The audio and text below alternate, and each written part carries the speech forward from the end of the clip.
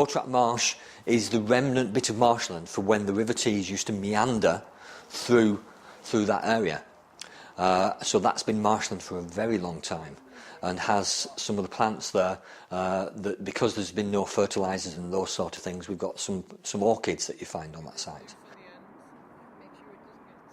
Because the river goes through the middle of it, and although that's a barrier for humans, if you like, you have to go over the bridge, the species that inhabit the river quite often go into Portrack Marsh and go into Maze Park as well. So we're watching the seals, which was quite nice. The kids love to see the seals, and we give them a name and they shout out to the seals and they come over and see what's happening because they're quite inquisitive, so the children like that.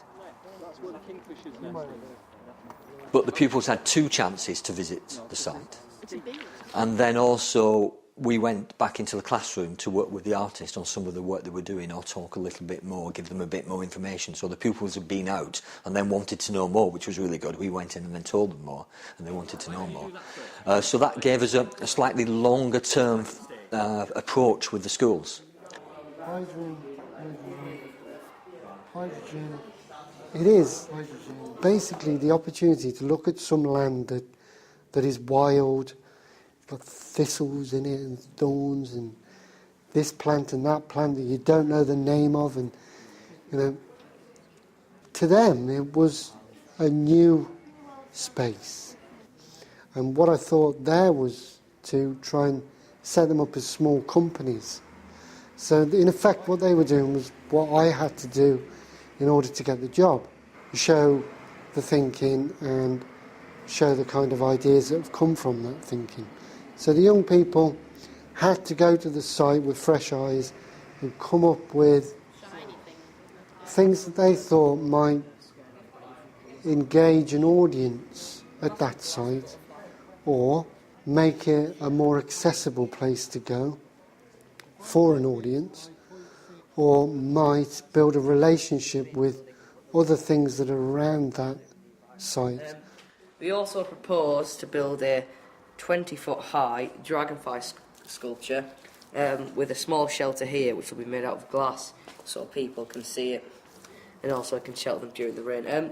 We've chose to make them out of steel because it represents the really represents the steel industry in Middlesbrough, and I think there were some real good nuggets of stuff, and from that we chose kind of winners and losers, because I think there needs to be that bit of competition. It's kind of looking at the site and thinking about ways of getting young people to be as enthusiastic at looking at the site as you are.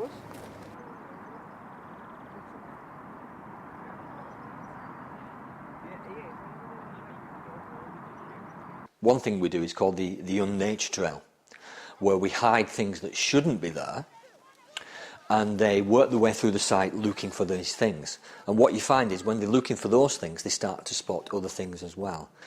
The teachers seem to think that they're a little apprehensive about doing things in the environment because they don't know everything. And these sort of activities and the things that we use show that you don't need to know everything. It's an enthusiasm thing. It's showing people things. And if they don't know what it is, they can always go back and find out what it is later, and use the artistic techniques of photographs and sketches and things like that, and then go and research it afterwards. And I think it is a confidence thing, and by doing a series of sessions, some of the teachers involved, their confidence has been increased, which means they then go out themselves, whether it's in the school grounds or back to the nature reserve, and hopefully develop an interest and pass that on to the children.